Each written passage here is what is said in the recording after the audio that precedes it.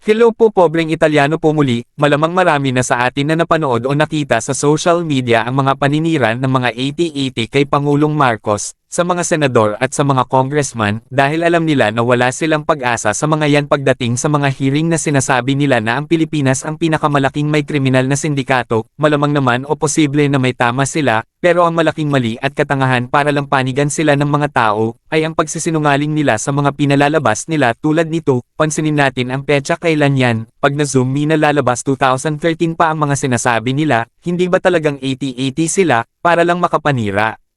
Ganyan ang gawain ng mga tiga-sunod nila, pero itong susunod na larawan ito talaga totoo dahil ang petsa 2024 pa lang, ayaw mag-attend ng mga hearing ng Poonyo sa Congress dahil alam niya hindi siya makakawala sa miyembro ng Quadcom, gusto niya sa Senado dahil may 3 o 4 siyang tuta doon, mga 80-80 baka gusto niyo magpaliwanag ang Poonyo tungkol sa EJK sa dami ng biktima na umabot ng 30,000 ang namatay, sigurado galit mga didilas niya kinakampihan mo mga adik kasi adik Karen yan sigurado sasabihin ng mga yan, kahit sabihin na makasalanan mga yan may due process and justice, na dapat na ginawa sa mga yan, kasi nga may reward system kaya madali sa kanila ang gawin ng EJK, o ayan mga tiga sunod ni Mang Kanor, gumising na muna kayo.